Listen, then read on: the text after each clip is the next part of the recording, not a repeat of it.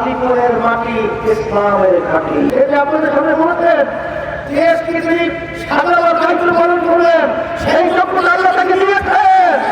আপনারা যদি বিচার করতে পারেন সেটা বাস্তবে আপনারা দেখতে পারবেন ইনশাআল্লাহ।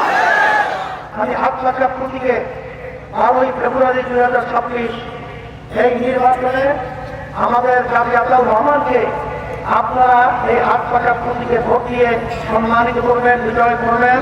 আর আমি আপনাদের সামনে আমানত হিসাবে তার হাতে হাত পাখা উঠিয়ে দিয়ে আপনাদের সামনে আমানত হিসাবে রেখে গেলাম। অতীতে আমরা দেখেছি বিএনপিকে 3 বার 4 বার দেখেছি, আর বাংলাদেশ জামাতে ইসলামীকে আমরা দেখেছি 2001 থেকে 6 সাল পর্যন্ত আপনারা ক্ষমতার অংশীদার ছিলেন।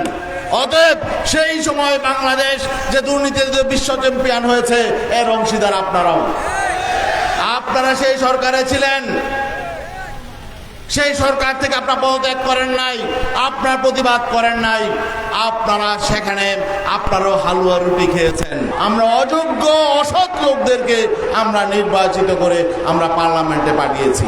আমি এখানে শাসক হিসাবে নই, বরং আপনাদের খাদেম হতে চাই, আপনাদের খাদেম হিসাবে কাজ করব ইনশাল্লাহ। আমরা গঠনমূলক রাজনীতি চাই, শ্রদ্ধার রাজনীতি চাই, সম্মানের রাজনীতি চাই।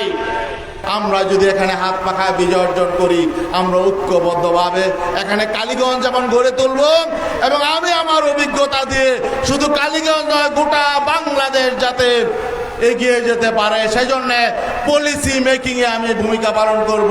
12ই ফেব্রুয়ারি যাতে নিরাপদে এখানকার মানুষ ভোট দিতে পারে, কোনো হুমকি দামকি যাতে না হয়, ভোট সেন্টার যাতে দখল না হয়, কেউ যাতে কাউকে চোখ না রাঙায়, প্রশাসনকে নিরপেক্ষ ভূমিকা পালনের আহ্বান জানাই যাতে মানুষ নিরাপদে ভোটাধিকার প্রয়োগ করতে পারে।